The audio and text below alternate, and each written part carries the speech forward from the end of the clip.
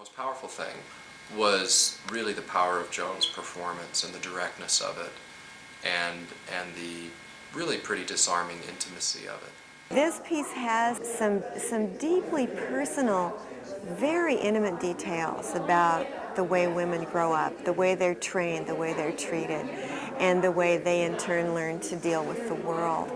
I think that she has great courage in terms of dealing with some of the most nitty-gritty little aspects of a woman's life. The amount of bravery in the piece is, it's astonishing to see her come, you know, this far with her work and with her writing. It's very exciting, her writing. You know, a real fusion, I think, of, you know, her chops as an actress and her the way those chops then are getting used amid performance art, kind of visceral actions, I think is a really exciting mix. I think it makes her a real important artist and a very important part of a community of artists here in Highways. I'm Joan Hotchkis, performance artist, and this is a full-length work called Tearsheets. As a fourth-generation Californian, I'm descended from Yankee robber barons. History books call them agriculturalists, and they were that too. In fact, their cattle ranches now lie under 62 towns and 5 counties. Tearsheets is about women's bodies and how the cowboy culture shaped and misshaped us.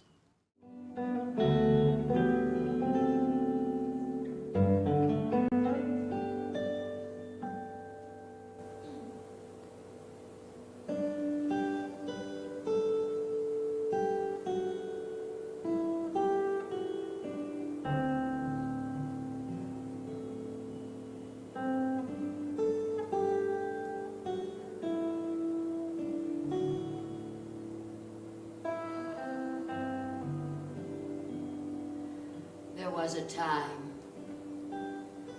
when I rolled in the odors of the ranch and wished I could store them to breathe again. The way a prisoner at night touches the pocket where the love letter is and comes in the dark. Aromas of horse and grass and hay, honeysuckle vine and jasmine, gingery pies baking, and the bonging of pots on the cast iron wood-burning stove. My ears drank the sounds of the ranch. Harness creaking, wagon wheels crunching on the gritty dirt road as the teamster drove the water wagon to sprinkle down the dust. The bird-like screech of the cook calling out the back door at supper time. Bird! Bird! To the old bachelor bookkeeper on his high stool in grandfather's office. In grandmother's gardens, I pushed my flat chest into the banks of deep moss to soak up my tears and muffle my cries of fiery joy. The ranch was my weekend salvation. As soon as we arrived, and I kissed my mother's mother, shorter than I, and kissed my mother's father, much taller than I, thrilling in his shiny black cowboy boots, 3-piece business suit and cigar. I was gone, toodaloo, goodbye, gone to the gardens to strip dried lavender from their stalks and crush the scented pellets to my nose, gone to the cow barn to guzzle the warm foam straight from the teat into my tin cup, to the pantry to take a big limp cookie from the crockery jar, to the linen closet smelling of lavender bags, and the broom closet smelling of floor wax, to open the drawer of used string tied into figure eights, and the drawer of used tissue paper crushed with an iron and folded, and the drawer of torn sheets clean as sky for bandaging cut hands and horses' ankles. And finally, after supper, after bath, after kissing the grown-ups again, gone to the night, to lie between white sheets like a letter in an envelope, and listen to the snap of eucalyptus logs, the click of ivory dice, and the deep laughter of my father and my grandfather playing dominoes by the fire.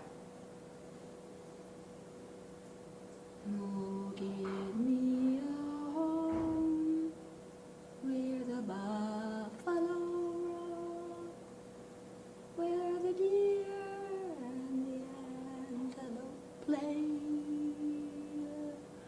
where seldom is heard a discouraging word.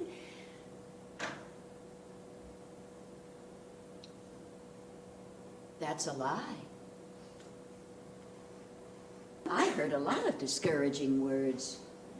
Over dominoes by the fire, the men joked about jigaboos and coons, chinks and japs, kikes, and of course women, silly women with their funny bazooms and fannies waving in the breeze. Then they'd turn right around and give the cook's daughter tuition for college, loan a mule team to a farmer who happened to be black. Between their kindness and their cruelty lay a chasm, and one side refused to know that the other existed. Like a wound in the world, the chasm throbbed unhealed beneath our land, and the chasm was trained into me. Discouraging words taught me that I am less than any man, certainly less than my grandfather and my father, but also less than my foolish, embarrassing uncle, and even less than my little brothers. At the same time, discouraging words taught me that I am better than billions of non-white others. And because I'm better than those non-white others, I must be extremely nice to them. And while I'm being extremely nice to them, I must stay on guard. Watch out. Watch out. They might steal or rape or kill me even, because they're not as civilized as I. They have no morals. I must keep the line between us firmly drawn without hurting your feelings, of course. Invisible membranes, like bulletproof glass, were inserted between you and me, slicing through my skin, cutting up my organs. I was being made into a pretty shell with nothing inside but tiny, empty rooms, like a honeycomb with no honey, or like the ranch today, a so-called living historic site, but the odor's gone. The animals and the families all gone. The dirt covered over with an asphalt parking lot for the visiting public and historic signs tacked around. This ranch was once part of a Spanish land grant of 1784 that spread over 50 miles square. I want to scream. I want to tear out the bricks, hurl them into the house, slash the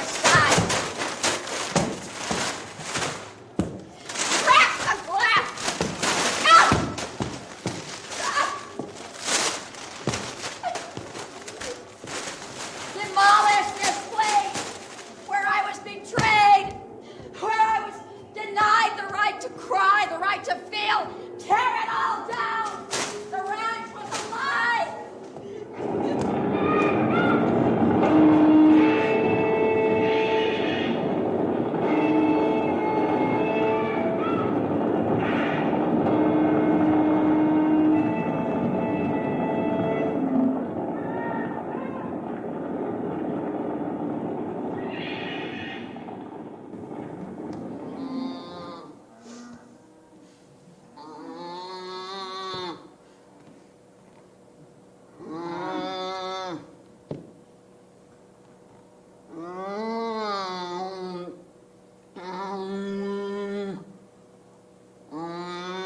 My mother was born in 1899 on a cattle ranch in Long Beach, California, at the southernmost end of what is now the 605 freeway. That's my grandmother with her first baby, my mother.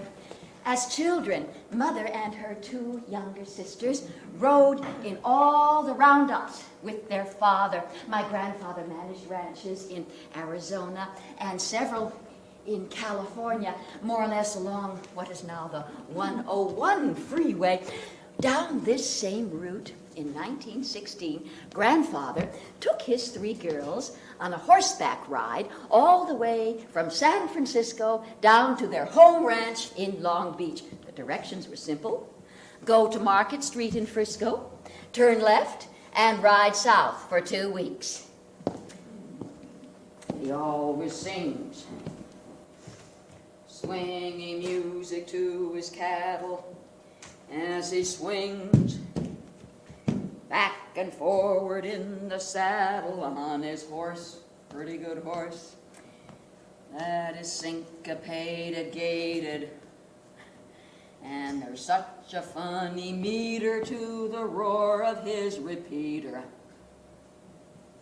How they run when they hear that fella's gun, because the western folks all know he's a rootin' tootin', highfalutin' son of a gun from California, ragtime cowboy. Talk about your cowboy, ragtime cowboy Joe. Grandfather taught his girls to be cowboys while expecting them to be ladies. Grandmother taught them to be ladies while admiring them as cowboys. Cowboys chew tobacco and drink out of a canteen.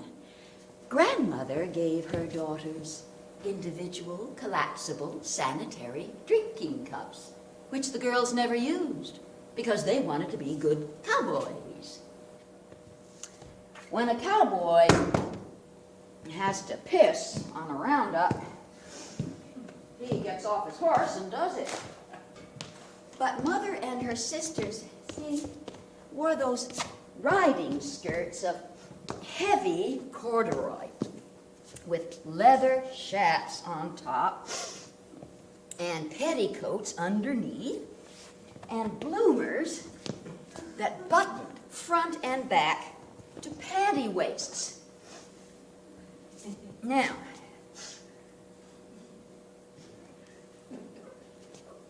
something like that. Now, out on the open range, the best you can do for privacy is ride down the side of the hill, hang on to your horse so he doesn't run off, and with only one other hand, unbuckle your chaps, drop them down, lift all those skirts, unbutton all those buttons, drop your bloomers, and then where you squat, there might be a rattlesnake. Or worse, a cowpuncher might suddenly ride over the hill chasing a stray cow. So, my mother and her sisters learned not to pee on the roundups. That's right. Mother told me later, we simply adjusted our physiques. and I wondered if that meant they had their bladders removed. Surely not. Something was removed. Something was removed.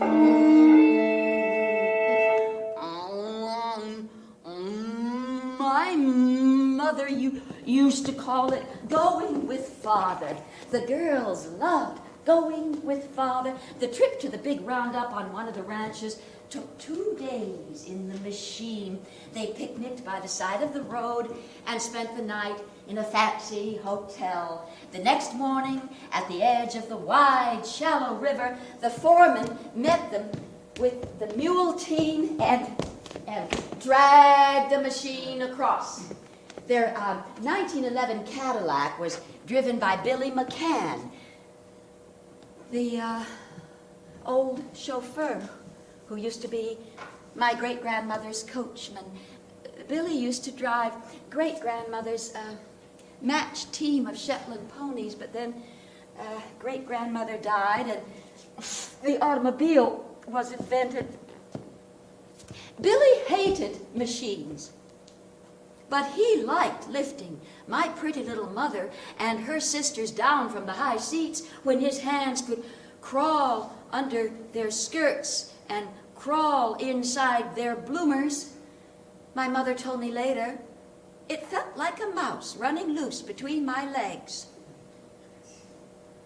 One night, at bedtime, when grandmother came to each child to listen to prayers, mother summoned courage to tell grandmother what Billy was doing. Grandmother chided her for lying and spreading unkind rumors. And mother went to sleep very sad. But from then on, she noticed that never again was she alone in the machine with Billy McCann. Always another adult came along, a relative or a friend, if not grandmother herself. And that's how mother learned the lesson that she later passed on to me. A man's pride is more important than a girl's body. So, of course, my mother did not intervene when my father played rough with me, when he stuck out his foot and tripped me, pinched and twisted my arm, pinned me down to toughen me up, put a headlock on me, jumped out from behind doors and dangled dead rats in my face. Day after day, I don't think mother even saw something had been removed and was being removed from me.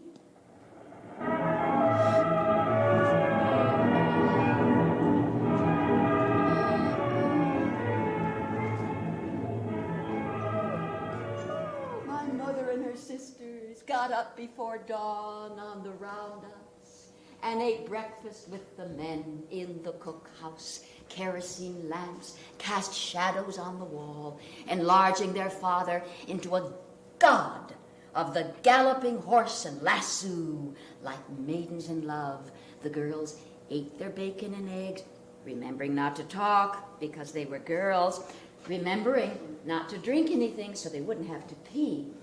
Then, with the sun just rising, the men went out to the barn to saddle up, while the girls dried all the breakfast dishes, made their beds, made their father's bed, swept the floor. They had to hurry because the last one to saddle up and get on was teased and called a slowpoke. Grandfather didn't give them time to go to the bathroom after breakfast, so they ran around and around, and years later my mother was still running around.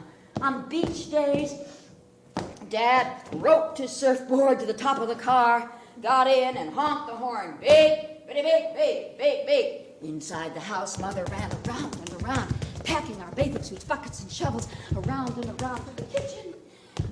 Fixed lemonade, sandwiches, cookies, and fruit. Beep, bitty, beep, beep. Coming! Just a minute, darling! Around and around to the dog. Get the dog, doggy bowl, dog food, dog leash. Beep, bitty, beep, beep. Coming! And I said to myself, I'll never marry. And I didn't until I was 30. One of my aunts attributes her lifelong constipation to this early training. In Pasadena, constipation was not allowed. Well-to-do families imported German nursemaids to keep their children on schedule, to force things into them and take things out of them. I grew up in the 1930s in a very white, shitless suburb of Pasadena. A very seat, if you'll pardon the pun, of the conservative power structure of the county. In Pasadena, men and women played outdoor tennis year-round.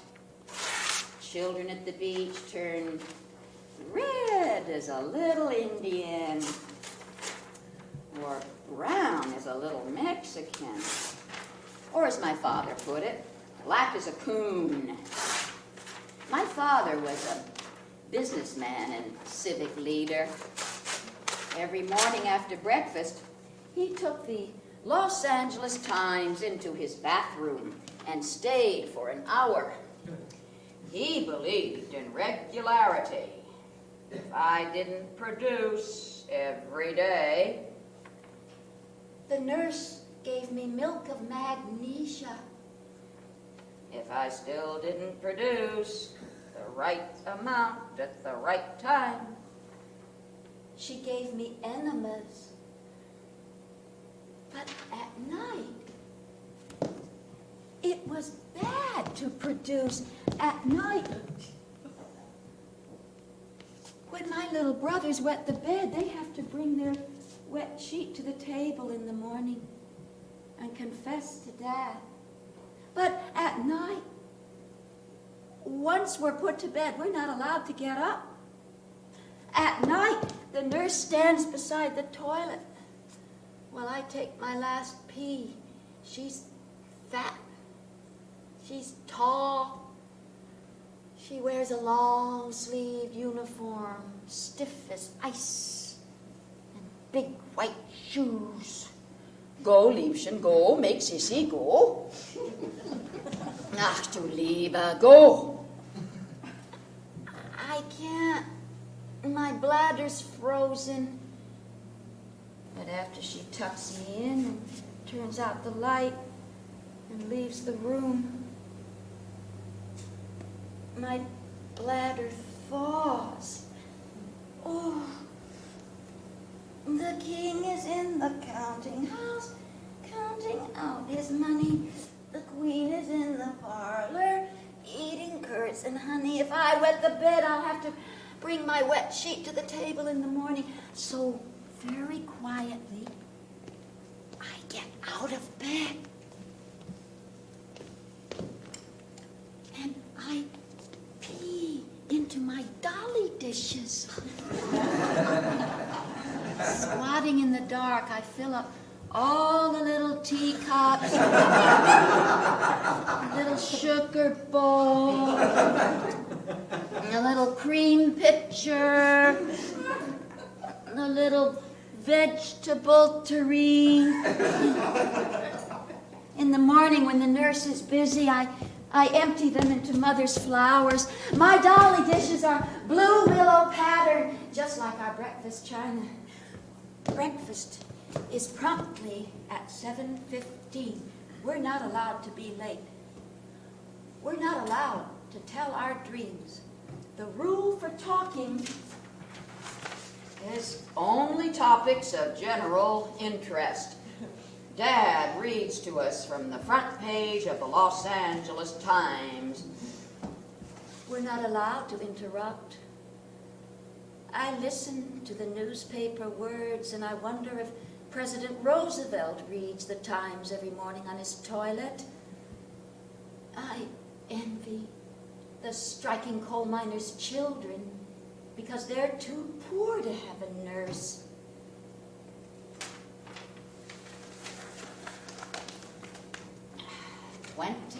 Years later, my bladder still froze if someone was waiting to use the John. Once on an all-day train trip, there was only one toilet per crowded coach and all was a line. By the time I arrived at the station, I could hardly walk to the ladies' room, and I still couldn't pee. I called my doctor. He said, check into a hotel and take a hot bath. And if that doesn't work, go to a hospital and be catheterized.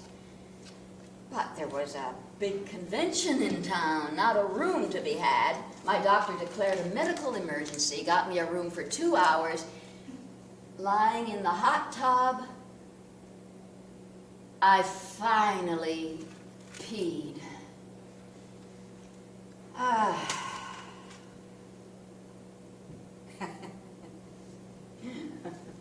I loved the ranch manure. From the smear the baby chick left in my palm, to the white polka dots all over the hen yard, to the ducks' green slime, and the geese walking in their own ooze, to the fly-buzzing mounds left by the dogs, to the cow pies dried the size of dinner plates all over the pastures, and most magnificent, the steamy, brown, oversized tennis balls that emerged from the rumps of the horses and piled on the ground. One day I was standing by a corral. I watched a purebred Shire stallion, over 2,000 pounds, with a coat of black satin and feet furred in anklets of white hair cascading down. In a kind of a ceremony, he was placing his front legs far forward and his hind legs far back. Then, down from between his hind legs came a thing I'd never seen before. Thick as a fire hose, supple as a serpent, it slowly descended to a few feet above the ground, and out of it poured a stream of liquid gold, flashing in the sun and falling with such force that when it hit the dust, clouds billowed up around the stallion, so that I caught glimpses of his massive head and chest through a mystical fog. When he had finished, the thing folded up into itself like a boa constrictor disappearing behind a rock, until nothing was left but its head, softly nodding between two giant plums.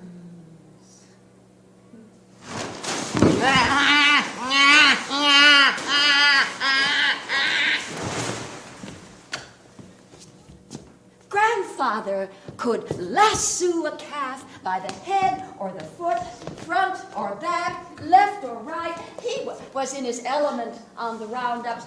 People from the town motored out to the country to watch him. That's my mother, age 11. And behind her in that machine, my grandmother, there's my grandmother, without a hat, and her sister, my great aunt Lel, married to the fragile, doomed son of Henry E. Huntington of the Huntington Library. Here the Huntingtons are watching grandfather brand and castrate his cattle. There. Dehorning, that's right. Oh, there's his, see his gold cufflinks right there, and French cuffs. Oh, grandfather was a clown, a stammering clown.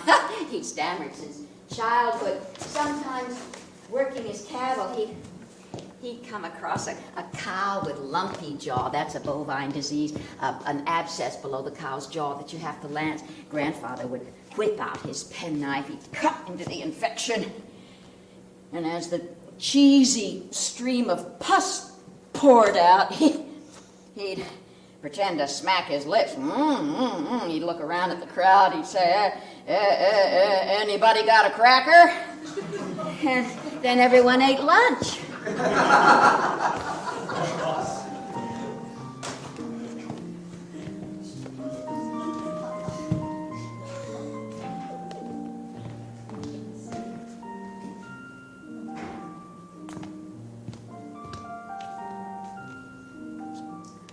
Grandmother had a degree in Latin from the University of California, where she and grandfather met as freshmen in the class of 1898. But she was afraid of horses and never learned to ride. So on the roundups, she rode out on the chuck wagon to join grandfather and the girls and the cowboys for lunch under the trees.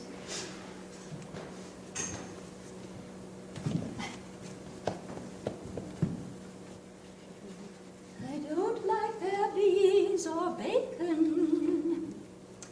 I don't like their mulligan stews. And I don't like their sourdough biscuits. I'm sick with the chuck wagon blues. I don't like the grub I get here. I don't like no kind of their booze. And I don't like no kind of tobacco. I'm sick with the chuck wagon blues. Oh, that's one of my favorite shots. Let's show you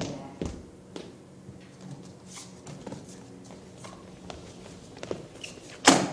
My mother took most of these pictures when she was a child with a pull-out Kodak Brownie. She carried it with her everywhere. She had a passion to record her life on the ranch. Later on, she became an absolutely marvelous storyteller, as good as Will Rogers. Organizations kept asking her to speak. She could have gone on the lecture circuit when she was my age, her children all grown, but she said she wanted to be home at 6 every night for cocktails and dinner with her husband, and she couldn't do that and give lectures too. On her deathbed, she was having cocktails at 6 with Dad. She said she was happy. She said she got what she wanted, but it seemed to me that something had been removed, pressed to dust, like a wildflower between the pages of a family Bible. And I said to myself, I will never marry an ambitious man. If possible, I'll never marry. It wasn't possible.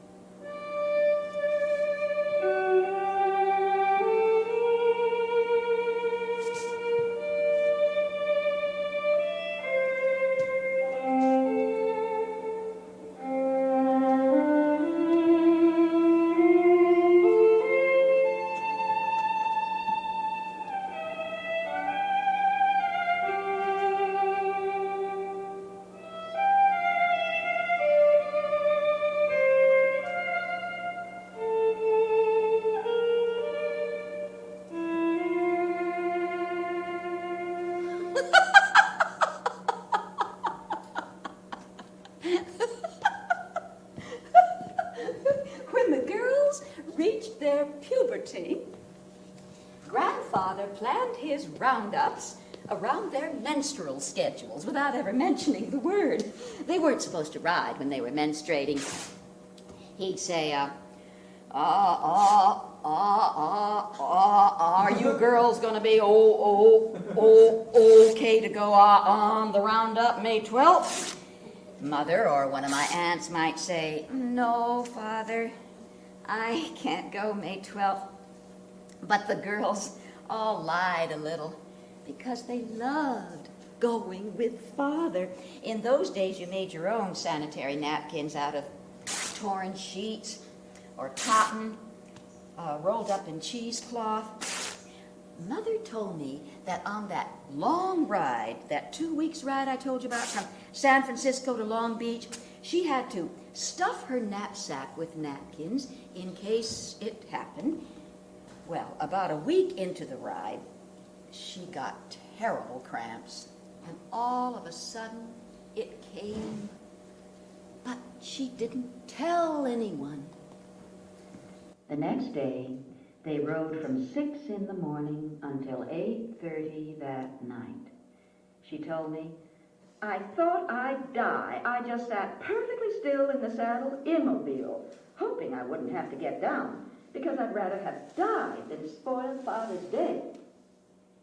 If Mother had told Grandfather that she was having her period, I'm sure Grandfather would have stopped at a hotel or the nearby ranch of a friend. But Mother had learned by then to compress her needs into a narrow crevice. Her blood, her urine, her talent. In early tribes, the men sewed up the women so the blood wouldn't come out, and the women died. Now, the containments are subtle. Like my father's nickname for me, Senorita Stupidita. All it takes now are small humiliations, and we sew ourselves up, and our mothers and our grandmothers teach us how. I got my second period at the ranch. I wrapped up my sanitary napkin in yards of toilet paper, lengthwise and widthwise, the way Mother had taught me, and put it in the bedroom wastebasket. Grandmother came in. Joan, are you unwell? I'd never heard that expression. No, Granny, I'm fine. But are you unwell? She glanced at the napkin in the basket. Oh, I guess so, Granny. Let me show you where we keep the newspapers and paper bags. And she took me into the linen closet and showed me how to wrap up my already wrapped napkin in 2 sheets of newspaper and a used department store bag, and carry the bag out to the trash pile in back of the kitchen. She said, you see, Joe, the men empty the trash. For a long time, I believed that if the chore man, whose job it was to burn the trash, if he found out I was menstruating, he'd tell all the cowboys, and they'd be so disgusted they'd quit their jobs.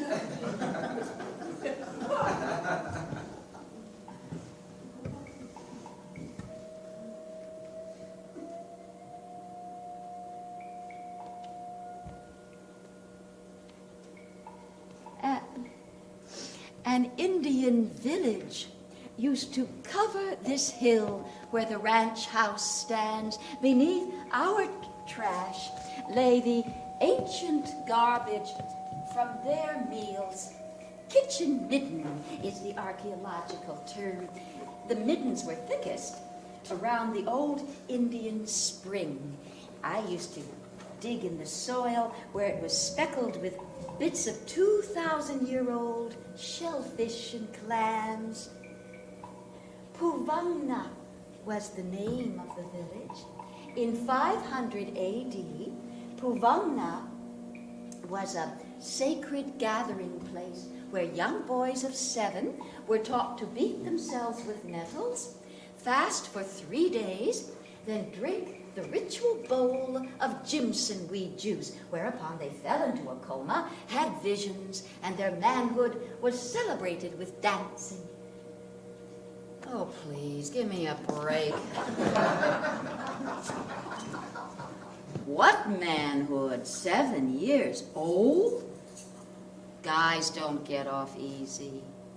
And you know what happened to young girls in Puvangna?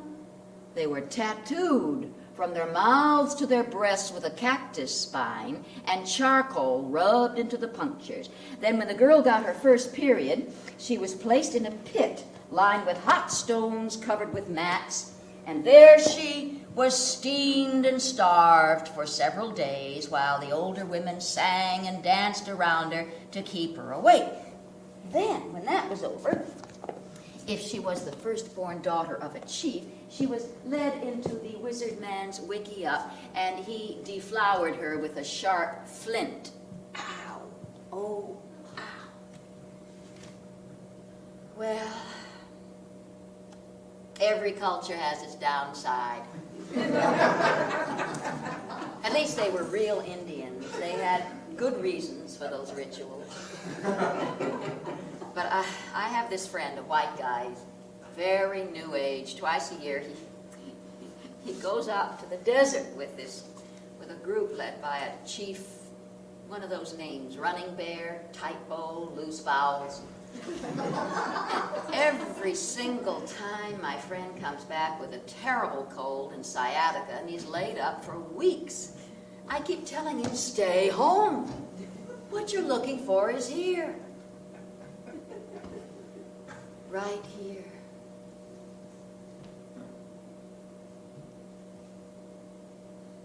At the gate to the ranch.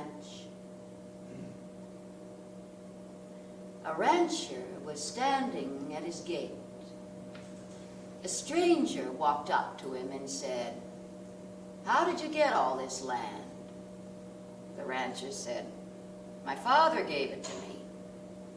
The stranger said, "How did your father get it?" The rancher said, "His father gave it to him." The stranger said, "And how did his father get it?" The rancher said, "He fought the Indians for it." The stranger said, "Okay, I'll fight you for it."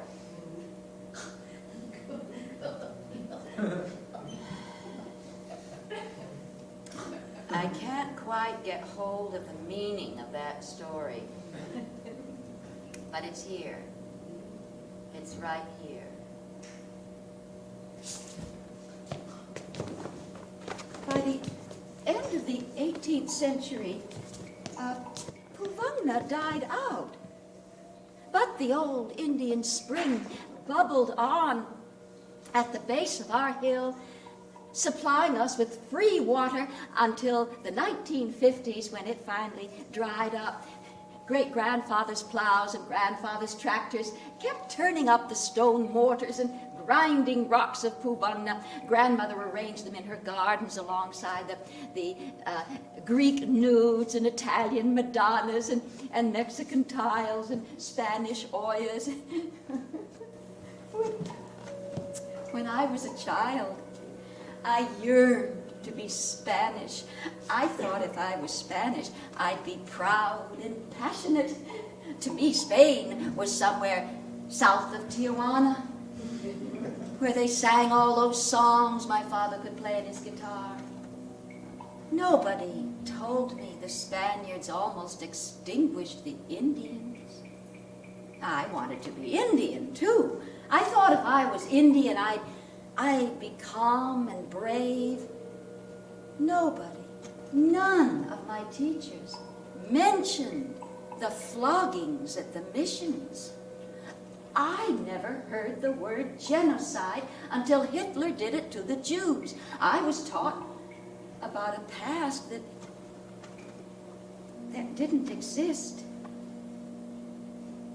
I knew I couldn't be Indian because my family's cheekbones weren't high enough and we talked too much. Oh my goodness, did we chatter. If you didn't, it meant you were either sick or not well brought up. It was the lady's obligation to keep the air decorated with perpetual conversation. You mustn't ever actually say anything, just a pleasant vocalese like a radio left on, which the man could turn off whenever he wished. In later years, I would fall in love with silent men because just looking in their eyes without speaking could bring me almost to orgasm. So hidden, so hot was that place behind the talk, that place, that silly. I knew I couldn't be Indian, but I might be Spanish.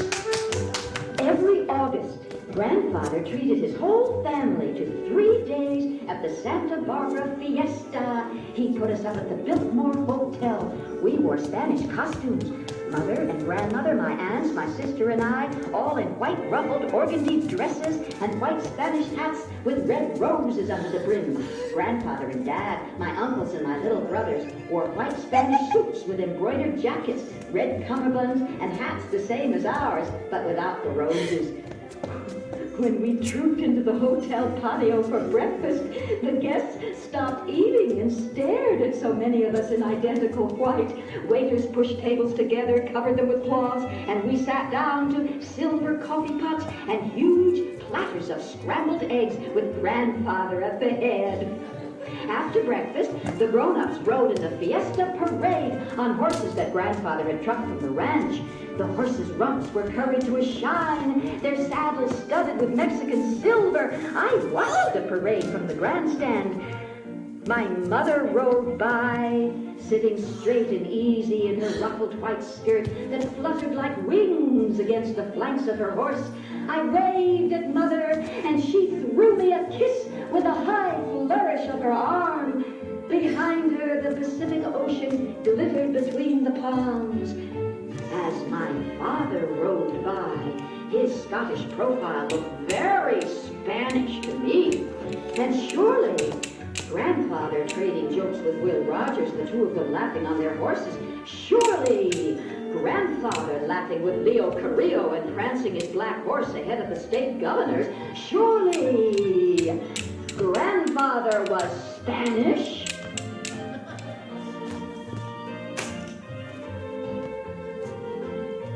Never mind his New England jaw and agate blue eyes straight out of Brentwood painted. Never mind the big depression the country was in. The ranch wasn't depressed. Grandfather's men had steady jobs, houses, fresh milk every day, fruits from the tenant farms.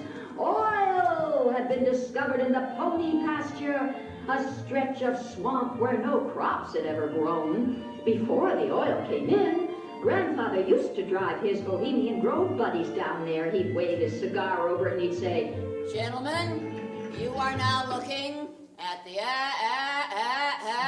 asshole of Los Angeles County. But when the oil gushed out of this asshole, it kept Grandfather in the cattle business for the next 30 years. So of course we were proud. We were fiery. We were Spanish.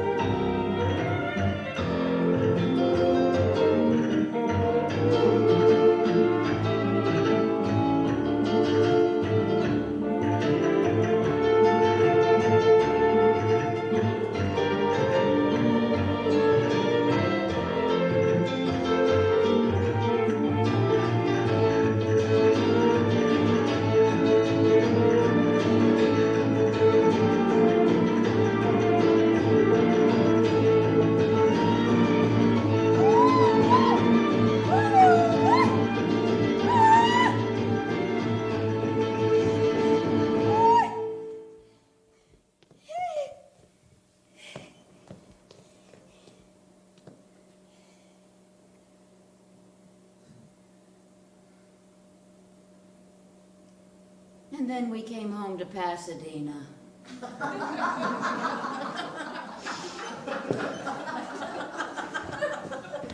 The laxatives and rules. The guilt and shame. The way a mother gorilla picks lice off her child. The women in my family crushed each mite of pride in themselves before it could breed conceit.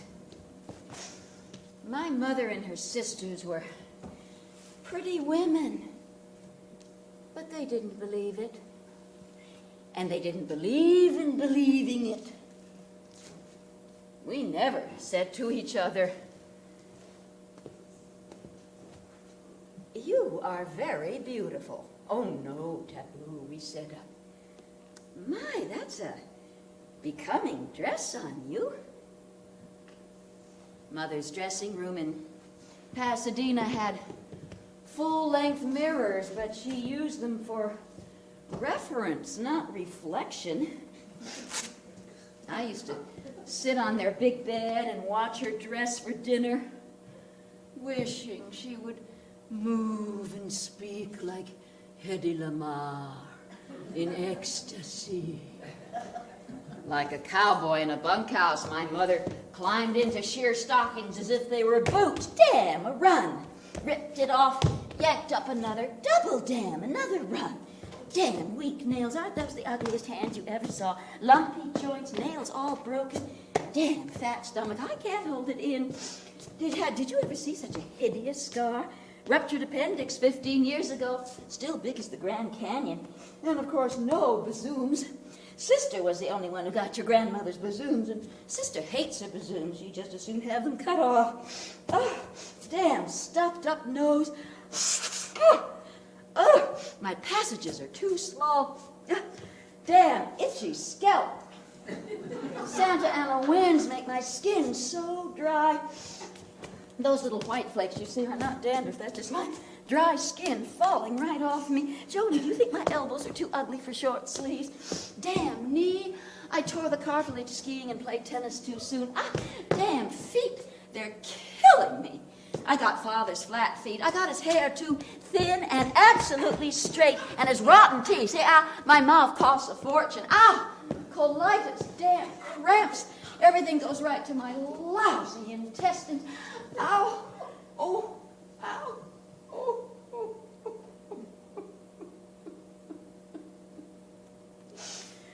And into the bathroom.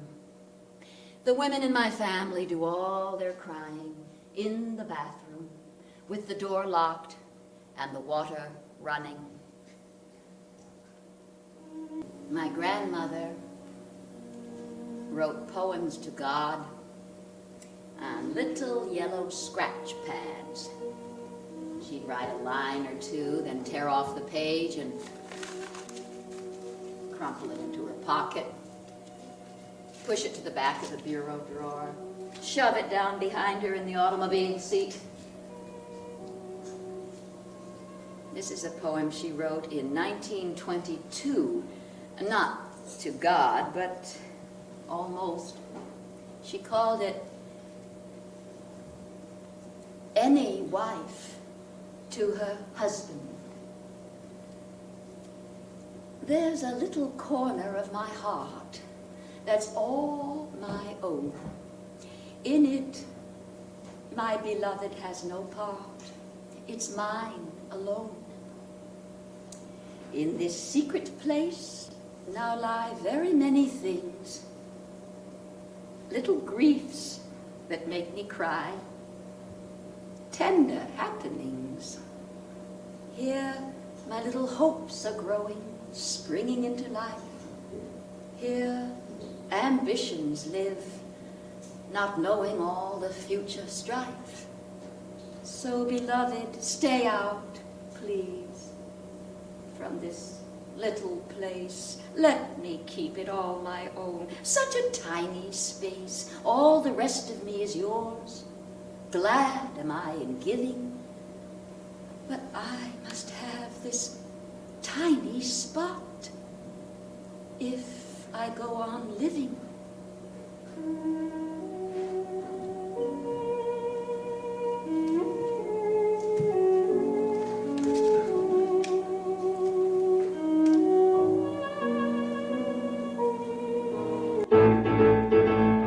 Wing on to victory, wing on to fame, wing on to victory, let courage be your name.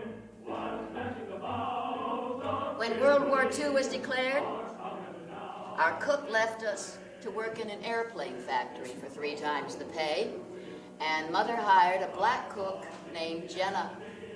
Jenna could make freehand drawings of the movie stars and sing hymns in a jazz rhythm that I could dance to like Ginger Rogers in Flying Down to Rio. One rainy day, when Jenna was in the kitchen fixing supper, my 2 brothers and I were wrestling in the pantry, thumping and thudding like a heap of puppies on the linoleum floor. Suddenly the door swung open, and Jenna grabbed my 2 brothers by the scruff of their necks and pulled them off me. "You stop that. Don't you treat your sister like that. You be real careful of your sister, 'cause she's developing." Her cinnamon hands were warm on my chest as she gently probed. "Did they hurt you there or there?" "No." "Developing? Me?" Jenna's touch had raised a curtain on a lush jungle of exotic birds and lionesses in leaves and silky, milky, developing breasts. Then Mother called, "Joni, come clean up your room," and the curtain clunked down. But Jenna's touch had put a thread of gold in the dull cloth of my days, a glimmer of the real thing beneath the fool's gold of our feminine airs. The women in my family sit in fresh dresses and listen to the men talk. We laugh a lot.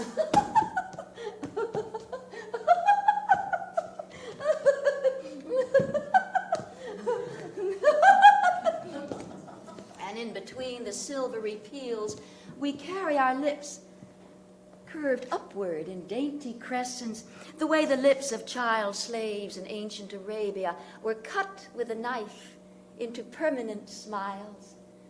When my grandparents' favorite son died, grandfather forbade grandmother to cry because he couldn't stand the pain, and her upward curving lips curved up, up, up, even more until they jerked in a tick the rest of her life. The women in my family, we don't perspire much, but we feel as if we do, and we perpetually dab ourselves, and we itch and tend to get patches of runny flesh like a family eczema in the creases of elbows and knees.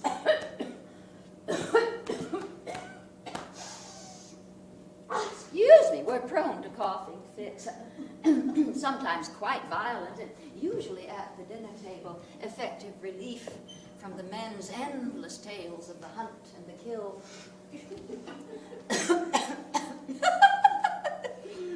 Grandmother and mother believed in ramrod posture. Mother often said, you can cover up almost anything just by sitting up straight.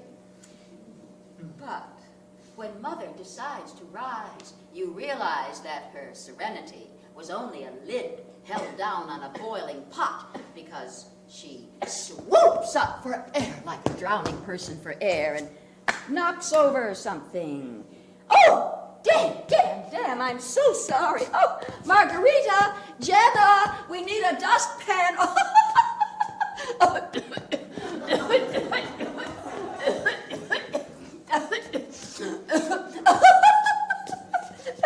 The sweeping up of the glass, the chaos, the coughing, while out of Mother's eyes, 2 little tears leak down. She swipes them away with the back of her hand as if they were smudges of dirt.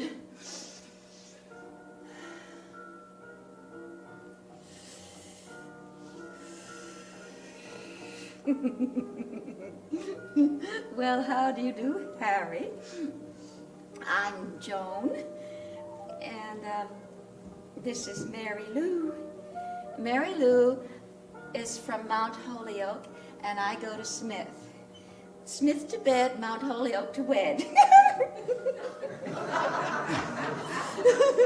Right, Mary Lou? Well, Mary Lou and I we were just discussing family nomenclature. In my family, we call them bazooms. You're right, Harry. Sounds like a kid's game. My mother and I have none. 0.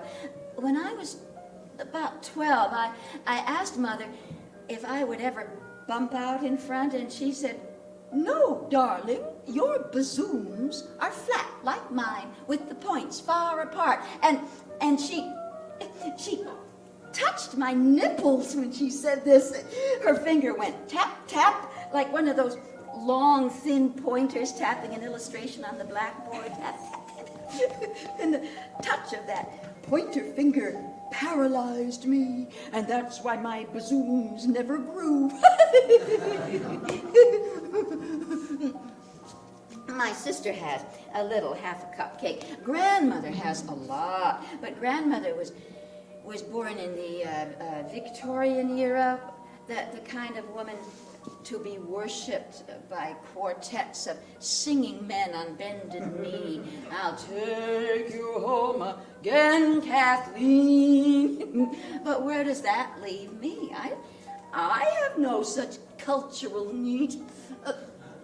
Harry, would you get me another highball, please? No ice, no ice. Who needs ice on a night like this? Must be 20 below out there. I never can understand why New Haven is always so much colder than Northampton. Wow, my, that was quick. Thank you, Harry.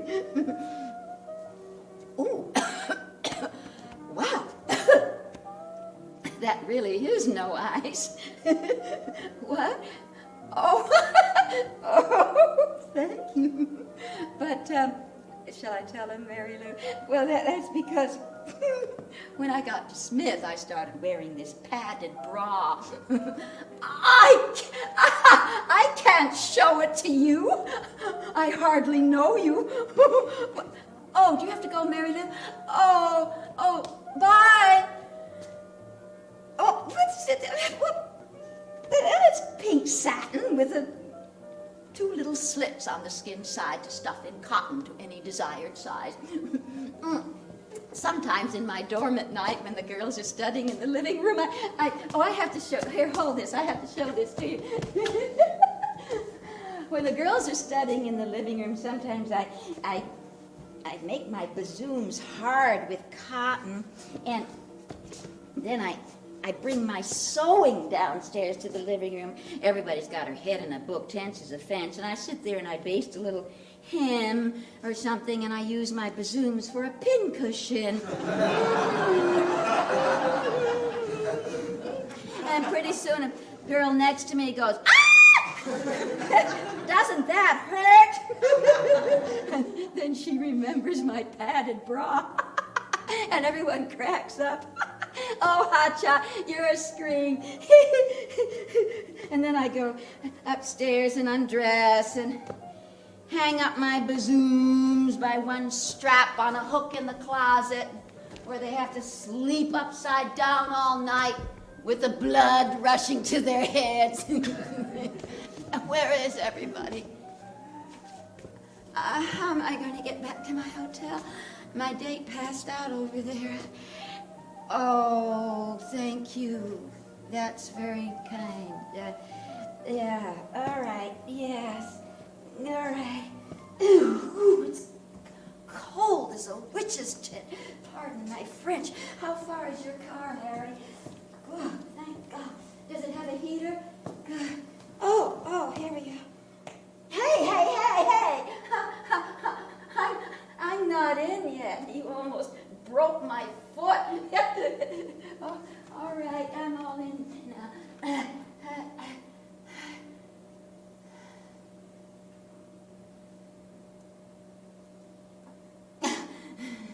Oh, sure, I'd love to hold the bourbon anytime. Oh, no, not yet, Harry. Let's turn on the heater. Where's the heater switch? Here, hold it. Can I turn on your radio? It doesn't work. Oh, Harry, your windshield hasn't been cleaned in years. Did you know that? No, don't do that. Well, I'm dying for a cig. What? You screw when you want to, and you don't when you don't want to. Well, bully for you. Me?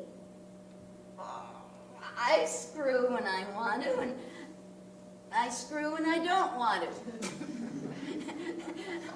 Why? Well, Dr. Freud, I guess I screw because, see, no, Harry, no, I have to tell you this. I just have to tell you this one thing, Harry. See, I know,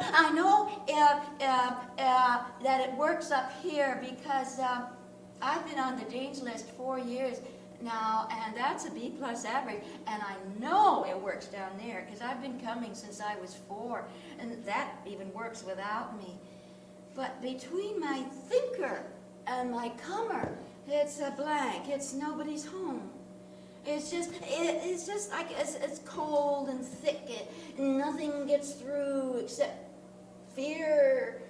Oh, well, maybe I'm afraid of how disappointed you'll be when you see how teeny my bazooms really are. Oh, that's a good idea. Fill up the bazooms with bourbon. And unhook them. Okay, here comes the coochie. At least that's okay. My mother didn't touch me there. I don't like the grub I get here. I don't like no kind of their booze. And I don't like no... No, I can sing and screw at the same time. I don't like no kind of tobacco. I'm sick with a chalk wagon blue.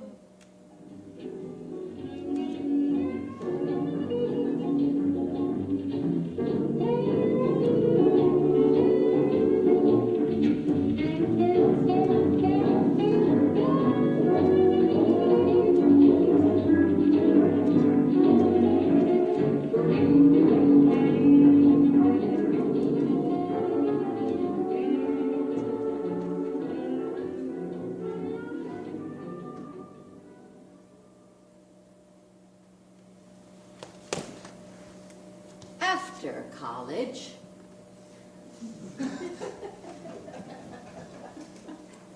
I went to New York City and studied to be an actress. My first theatrical photos were a composite of 4 moods: happy, sad, angry, sexy, none of which I could actually feel. I couldn't cry in acting class. I couldn't get mad. In love scenes, I was stiff as a board. And I couldn't laugh, for real, just... And you can only use that for certain roles.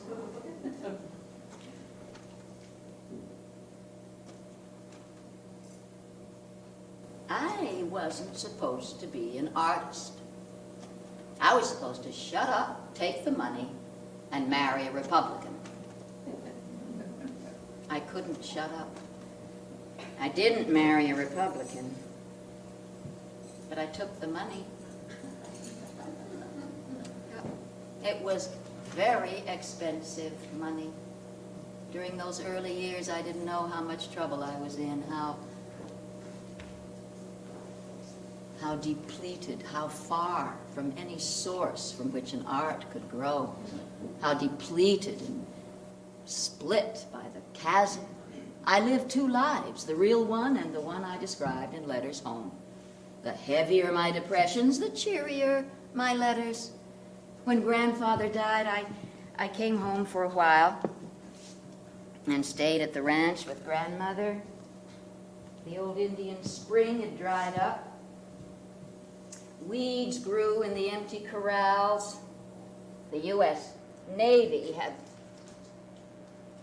taken Grandfather's barley pasture and built a veterans hospital on it. At the far edge of the fields, a rim of city buildings loomed like a tidal wave closer each year as more land was condemned for an airport, a freeway, a college. Grandmother was suffering from arthritis and the progressive loss of her speech. The doctor said it was the arteries hardening in her brain. Twice a week, she went to the Veterans Hospital and took speech therapy in a class of young war veterans with aphasia. Their speech improved. Hers did not.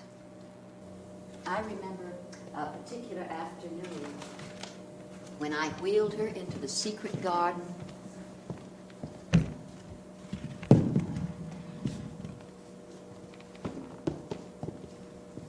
Potted geraniums hung from the high walls and dropped their red petals into the bird bath.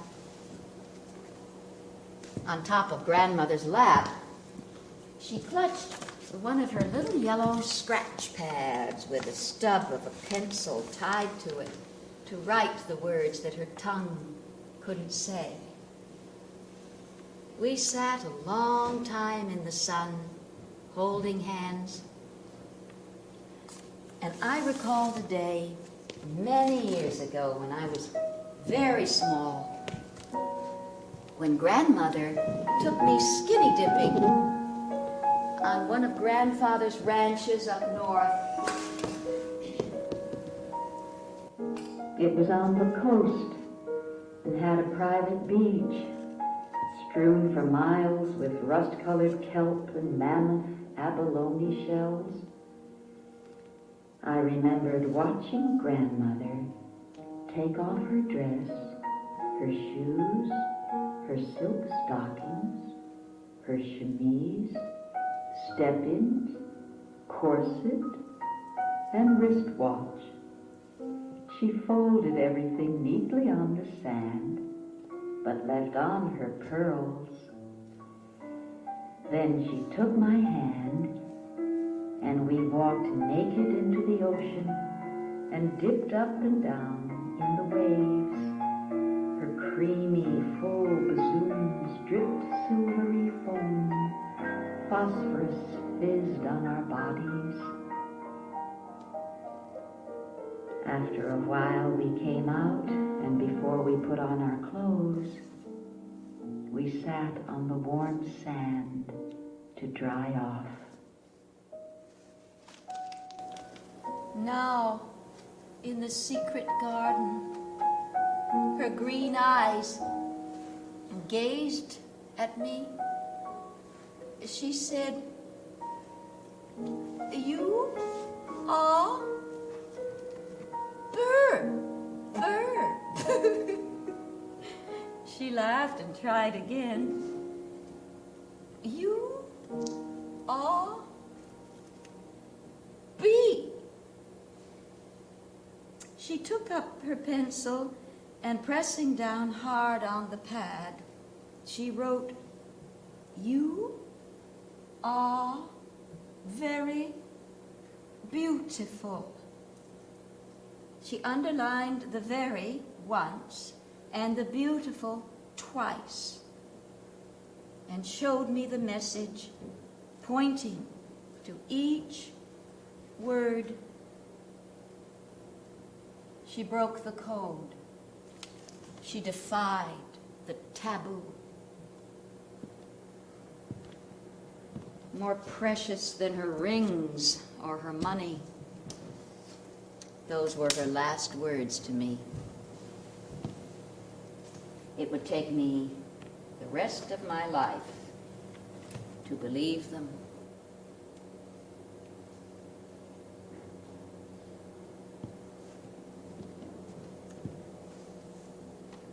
I wasn't supposed to believe them. Poverty of a kind was what we paid for our wealth. For instance, when I became pregnant, my husband and I took a course in natural childbirth. I envisioned myself sweaty and radiant, like Anna Magnani in that film where she's a peasant giving birth to the Christ child.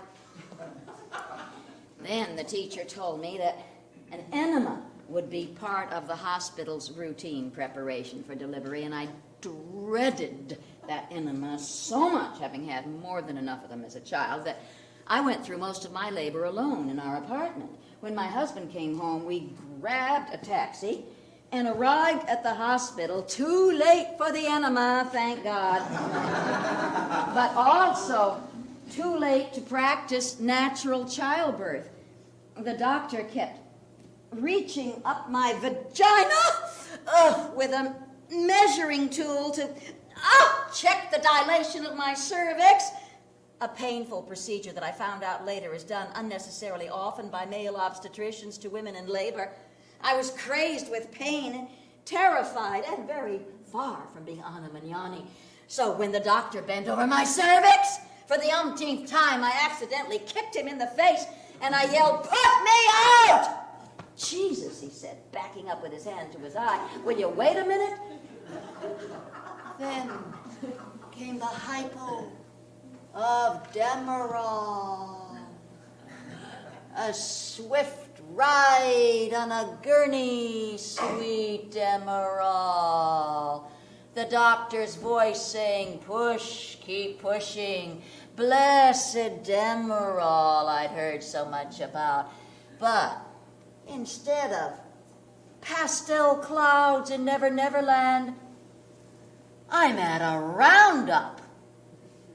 A real goddamn roundup.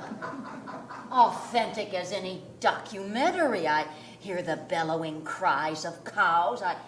I see the spectators perched on the fence taking snapshots, ropes whirling high, push, keep pushing, close-ups of blood, udders, tongues, tails, shit-dripping asses, swinging penises of bulls, push, pushing, keep pushing, smoke, dust, branding, burning flesh, paintbrush of tarry disinfectant and fly repellent mixed with blood, dripping down a white and brown furry face, rope stretching legs apart, pushing, pushing, grunting, gasping of calf dragged into position to where the bucket of testicles gleam in the sun. The foreman cuts off the soft, hairy end of the genital bag, and the first testicle pops out like a peeled, hard-boiled egg, veiled in mucus and blood. He cuts it free with his jackknife, pares the skin down, and presses against the belly sack to push out the other testicle. He cuts that one free, drops them both into the bucket, and the hairy end of the scrotum into the can. He tells me that some of the men take home the balls to be deep fried, and the hairy end is no good to eat. He said that cattle have a much higher threshold of pain than we do, that a human would pass out or die if you did all that to him, whereas cattle heal in several days, especially in dry weather.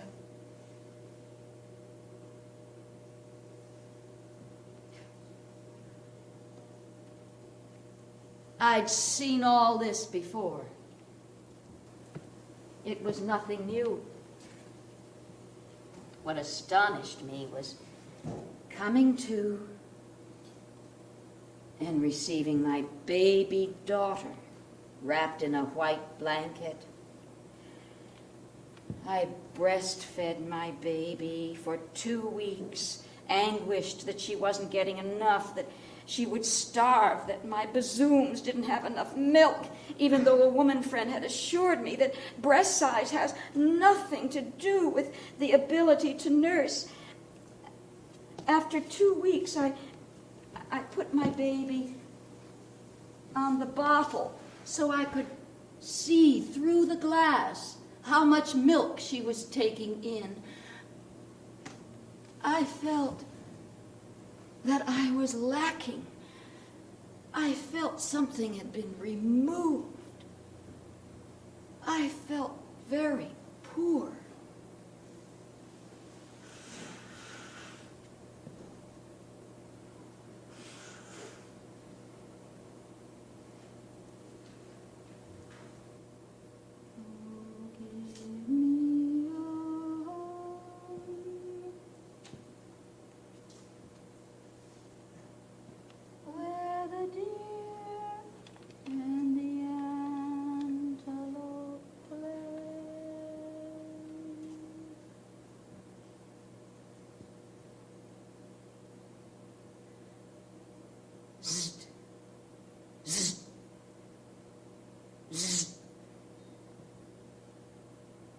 On the ranch, at the entrance to every barn, was a flat metal box, about the size of a dress box without a lid. In the bottom glistened a dribble of molasses, fly bait, sprinkled with lacy gray corpses, and across the open top ran many rows of electrified wires. The wires continually went zzz, zzz, zzz, zzz, zzz, zzz, zzz. Each zzz accompanied by a dot of fire as another fly met his doom and fell below. As a child, I stood by those boxes for hours, feeling very large. Last summer, on a retreat in the desert, I watched a fly crawl up the nose of a monk, and after a moment, crawl out again. The monk sat in full lotus position, still as a stone. But I could hardly stay on my cushion. Flies buzzed and bumped my ears, dive-bombed my hair, skated on my hands. I swiped at them and tried not to weep. And I thought of those fly electrocution machines on the ranch and wished I'd brought one with me. They probably don't make them anymore. And now the ranch itself is zzzt. But the shell of it is there still. The old adobe headquarters, hemmed in on all sides by tract houses. It's open to the public now and free. You can go there. It's open Wednesday through Sunday. You can sit under trees my great-grandmother planted 100 years ago and listen to birds. You can eat catered barbecued beef on the lawn. For special occasions, they rent a Shire draft horse. Its trainer makes him run around inside a small corral while the people hear a lecture on the history of the horse. The horse's tail is braided for the occasion and tied up with satin bows. Mother never liked to see a braided tail. She always said, the horse can't brush away the flies that bite him. But there aren't any flies there now. No life is left for them to feed on.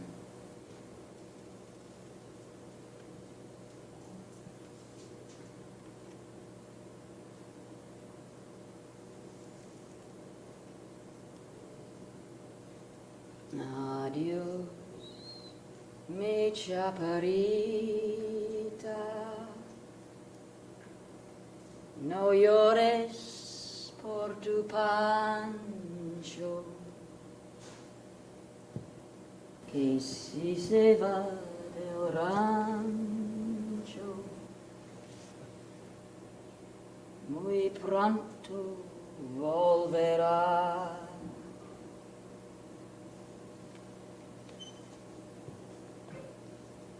Dos moñitos pa tus trenzas, para tu mamacita,